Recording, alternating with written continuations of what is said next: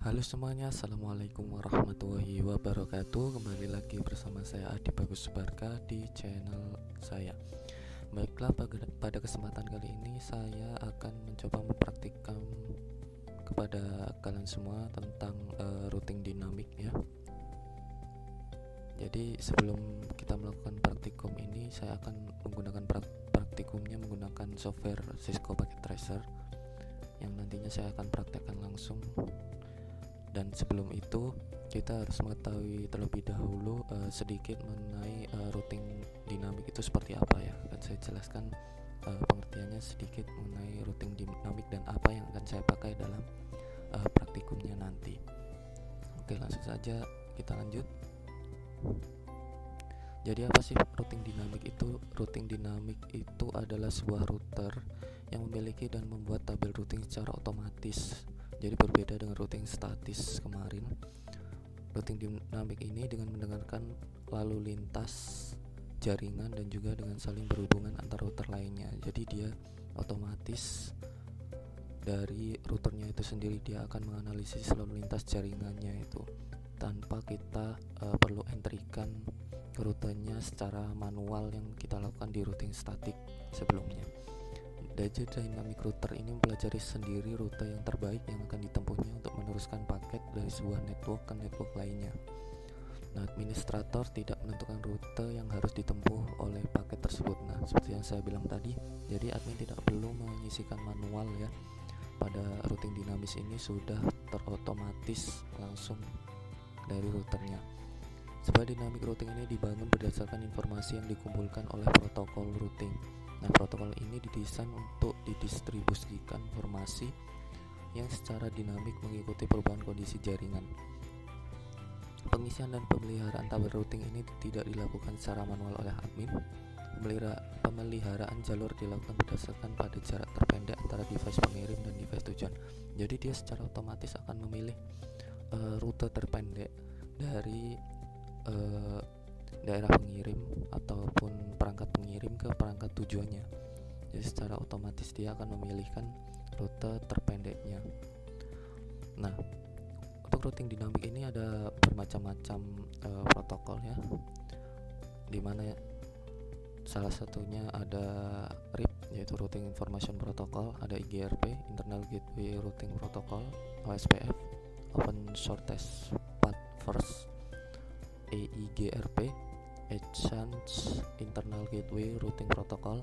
Kemudian ada BGP yaitu Border Gateway Protocol. Nah, pada praktikum kali ini saya akan menggunakan protokol yang pertama yaitu RIP, yaitu Routing Information Protocol. Nah, kenapa sih kita harus menggunakan dynamic routing ini? Apa keuntungan ketika kita menggunakan dynamic routing? Salah satunya adalah kita secara otomatis tidak perlu mengentrikan rute yang dilewatinya dan lebih mudah untuk mengatur network yang besar. Nah, dia bisa dilakukan untuk jangka skala besar networknya. Itu salah satunya. Kemudian tentang yang perbedaan spesifik antara routing statik dan dinamik sendiri, yaitu routing statik berfungsi pada protokol IP, sedangkan dinamik berfungsi pada interrouting yaitu protokol. Kemudian routing statik tidak dapat membagi informasi routing, sedangkan dinamik membagi informasi routingnya secara otomatis, kalau statik secara manual. Kemudian routing statik tabel dibuatnya dan dihapus secara manual ya, sedangkan routing dinamik itu tabel dibuat dan dihapus secara otomatis. Tidak menggunakan routing protokol untuk statik, dan pada dinamik menggunakan routing protokol seperti RIP atau OSPF tadi yang saya jelaskan.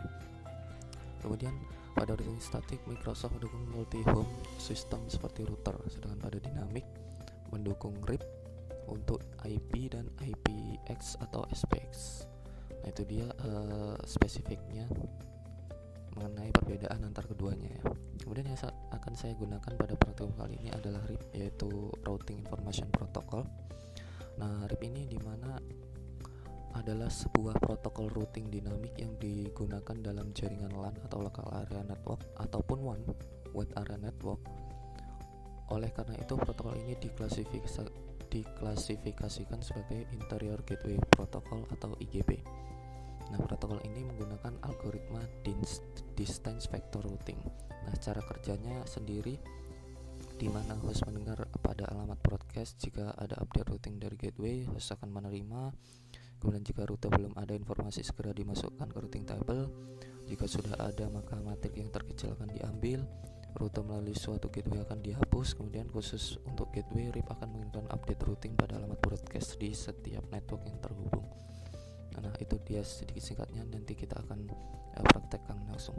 Karakteristik dari RIP ini sendiri adalah distance vector routing protocol, kemudian hopcount sebagai metrik untuk memilih rute, dan maksimum hopcount-nya adalah 15, hopcount 16 dianggap unreachable. Kemudian secara default routing akan terupdate secara 30 detik sekali. Nah, routing ini ada dua, ada RIP versi 1 dan RIP versi 2. Nah, itu dia sedikit penjelasan mengenai routing dinamik ya, dan apa yang saya akan protokol apa yang saya gunakan untuk praktikum kali ini. Untuk selanjutnya saya akan melaksanakan praktikumnya langsung menggunakan software Cisco Packet Tracer. Nah, untuk itu kita akan buka softwarenya, itu Cisco Packet Tracer.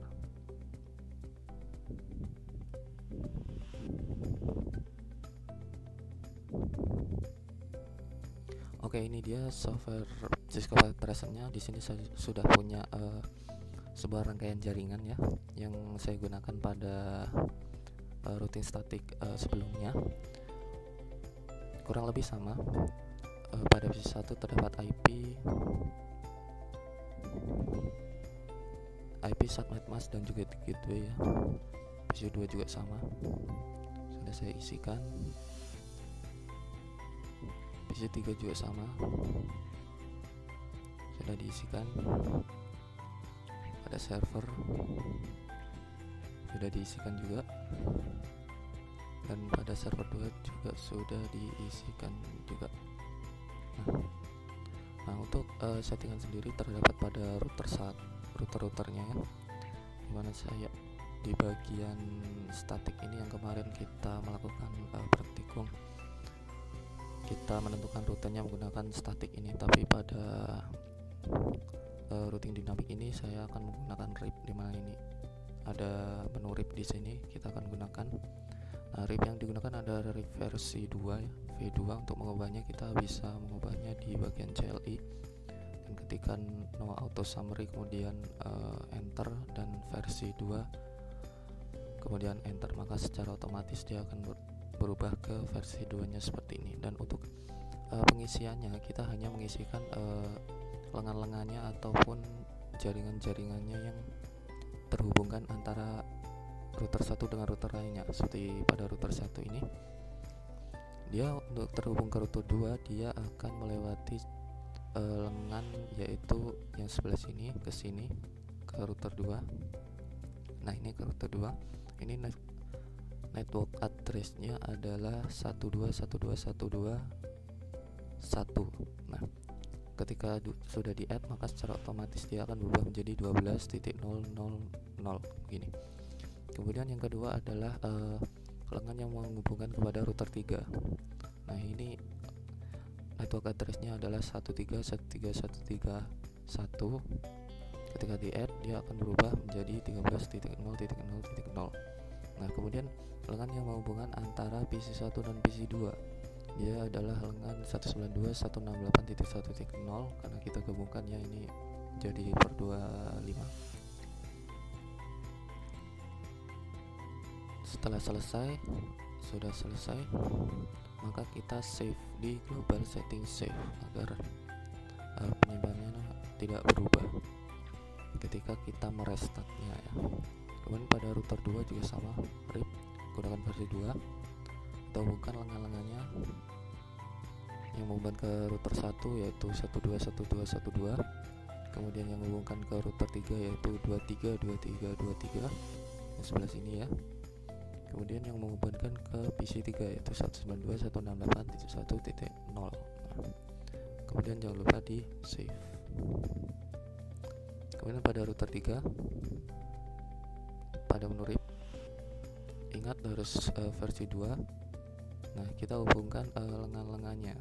Di sini pada router 3 yang menghubungkan ke router 1 menggunakan 131313 ini yang sebelah sini menghubungkan ke sini router 1, kemudian menghubungkan ke router 2 itu 232323 sebelah sini, kemudian yang menghubungkan ke server 1 yaitu 333333. Nah ini yang ini ya, kemudian yang menghubungkan ke server 2 yaitu 434343.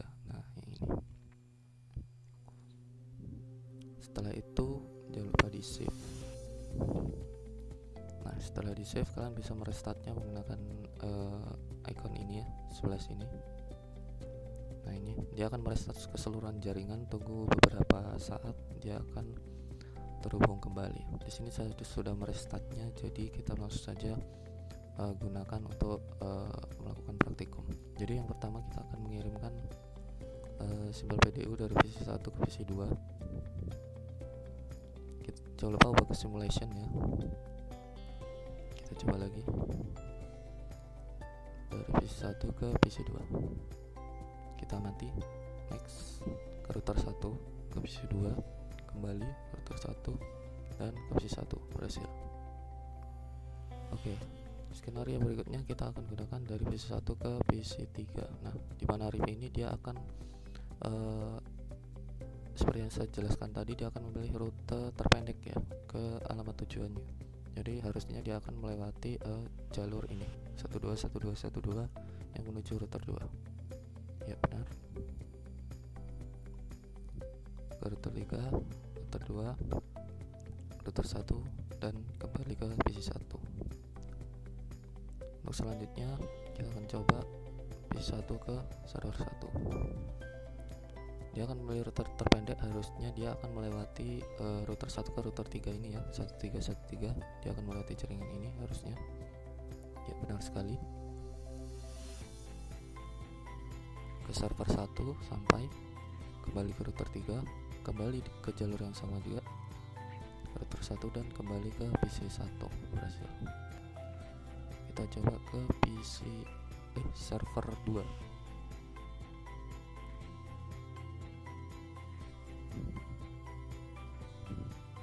Jalankan ke router 1, jalur yang sama, server 2, kembali melewati jalur yang sama juga, kembali ke PC 1, berhasil. Kemudian dari PC 3 ke PC 1 kita coba. Ya ke router 2 dia harusnya lewat sini ya, karena rute terpendek. Ke router 1 ke PC 1, kemudian kembali melewati jalur yang sama dan kembali ke PC 3, berhasil. Selanjutnya yaitu PC 3 ke server 1. Dia harusnya akan lewat sini ya, router 2 ke router 3 ya, karena ini merupakan jalur terpendek, dia nggak mungkin lewat router 1 dulu. Nah sampai ke server 1, kembali ke router 2, kembali ke PC 3. Oke. Ke PC 3, PC server 2 harusnya sama ya. Kita coba saja. Ya sama hasilnya. PC 2 kembali ke PC 3. Kemudian kita coba dari server 1 ke PC 1. Nah dia akan harusnya melewati jalur ke rute 1. Nah betul, sampai ke PC 1, kembali melalui jalur yang sama dan sampai di server 1 kembali. Kita coba ke server 2, harusnya sama ya. Iya sama, kembali.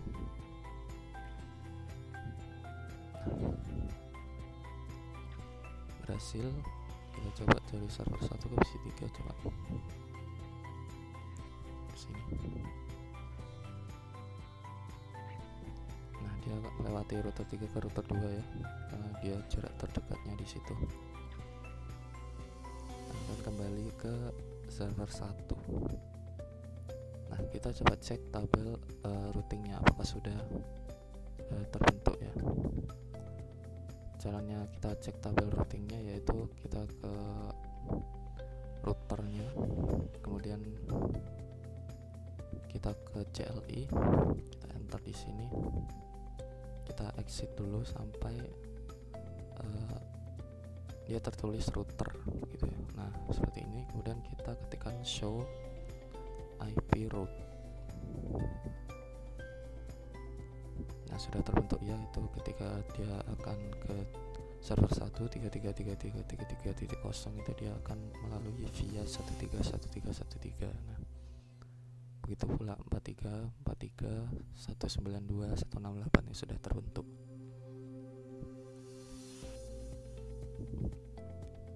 Pada router 2 juga sama. Kita coba cek.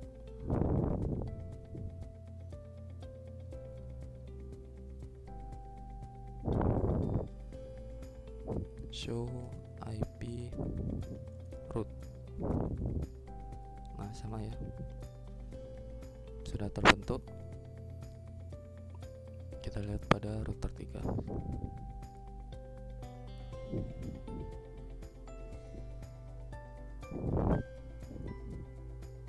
Show IP route. Nah sudah terbentuk ya, sama ini dia via-vianya.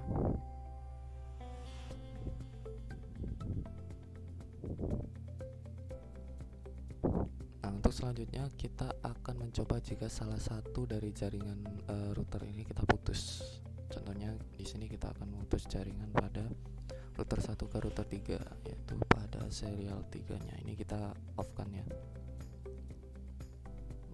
Jadi dia tidak tersambung dari router 1 ke router 3. Kita lihat, kita kirimkan sampel video lagi ke simulation.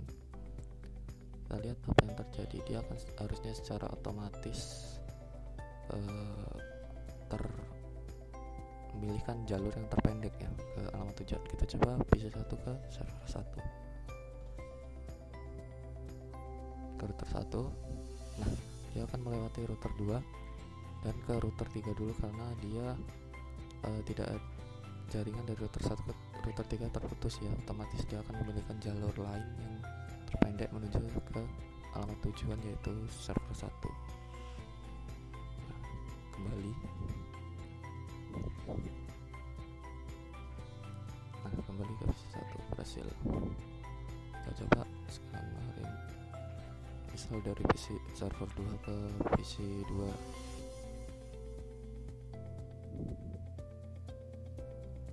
Nah dia akan ke router 2 dulu dan ke router 1 dan sampai ke PC 2.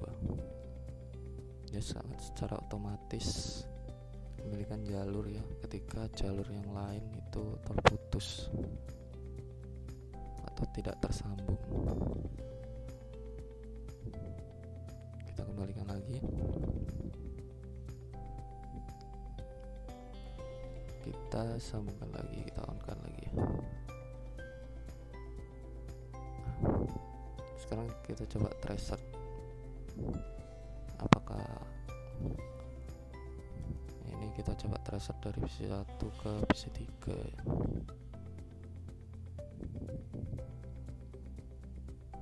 Nah, dia otomatis terbentuk sudah ya. Kita coba ke server 1 coba. Nah dia akan terdetek ya rutenya. Begitu pula dengan yang lain, dia akan terdetek pula rutenya karena rutenya telah dibuat secara otomatis oleh router atau routing dinamik ini ya. Itu dia keuntungan menggunakan routing dinamik. Begitu saja untuk praktikum kali ini. Semoga kalian semua paham mengenai routing dinamik ini. Semoga videonya bermanfaat. Terima kasih. Wassalamualaikum warahmatullahi wabarakatuh.